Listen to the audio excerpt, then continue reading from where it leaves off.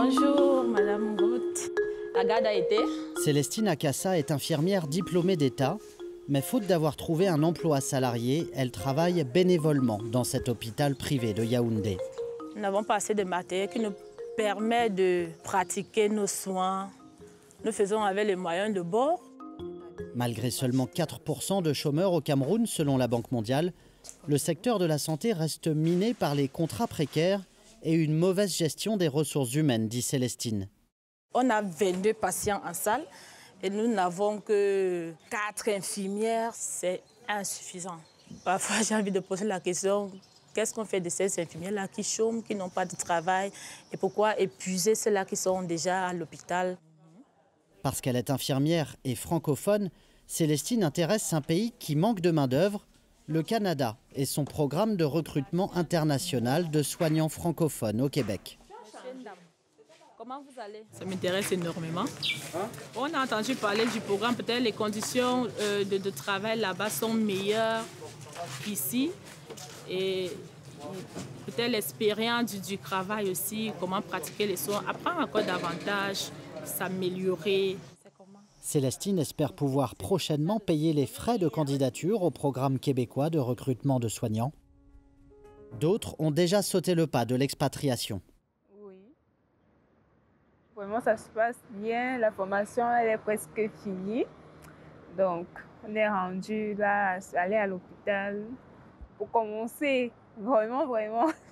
Ornella Colga-Cam 2 a rejoint Rimouski, au centre du Québec. C'est une expérience très enrichissante déjà. Arrivée dans la première cohorte du programme de recrutement québécois il y a 1 an, Ornella a dû s'adapter au choc des températures et des cultures. C'était en début automne, il y avait du froid, donc du coup, c'était vraiment pas évident. Ça a vraiment été un grand choc pour moi. Chez moi, les gens m'avaient dit, tu vas ailleurs, ça va pas être facile, c'est une nouvelle culture. Surtout, il y a des gens qui sont racistes, tu vas le vivre, c'est vrai. Il y a des exceptions, il y a des moments où on te fait ressentir que tu n'es pas chez toi. Mais j'ai trouvé plutôt des gens très accueillants, que ce soit en société, que ce soit en milieu scolaire, que ce soit en milieu de travail.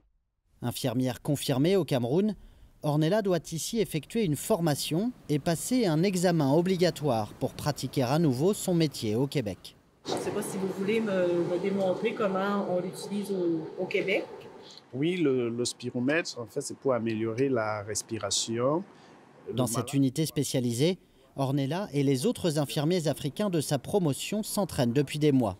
Je peux mettre la force d'aspiration à 1500 voire 2000 en fonction des capacités du malade. Les gestes sont les mêmes, les outils pas toujours.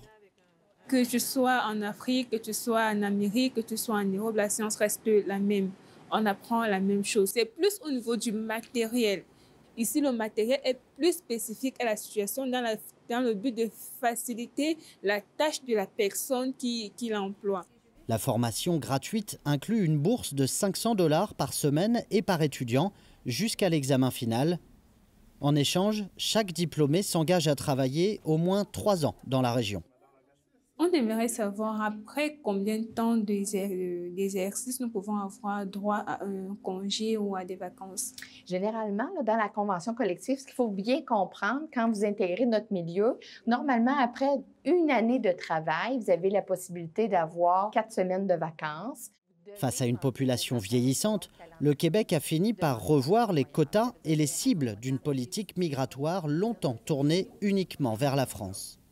Depuis quelques années, on tourne autour d'environ 70 postes d'infirmières qu'on a besoin d'aller recruter à ce moment-là à l'international pour venir pallier le manque en fonction des congés de maternité, des départs à la retraite et des congés de maladie. Historiquement, au niveau de notre organisation, on allait chercher par année 2 à 3 infirmières, particulièrement au niveau de la France.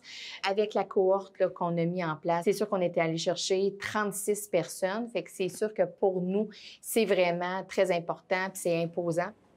Avec des salaires plus compétitifs que ceux de leur pays d'origine, le Québec sait qu'il ne manquera pas de candidats parmi les jeunes soignants africains. Mais au-delà du carnet de chèques, reste à relever le défi de l'intégration des nouveaux arrivants et de leurs familles. Ils sont allés monter, dans le fond, une montagne tout près d'ici pour un peu créer là, cette synergie-là dans l'équipe. Je trouve ça vraiment beau parce que je me dis ça s'est passé peut-être quelques jours après que les premiers soient arrivés ici. Heidi Kim Ferguson est en charge des programmes d'études et depuis peu de l'intégration des élèves étrangers.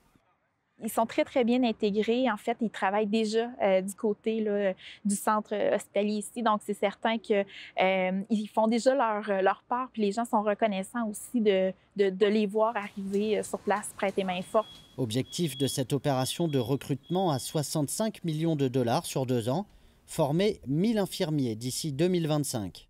J'aimerais voir ce que l'avenir me réserve dans cette ville, dans ce pays, dans le Québec.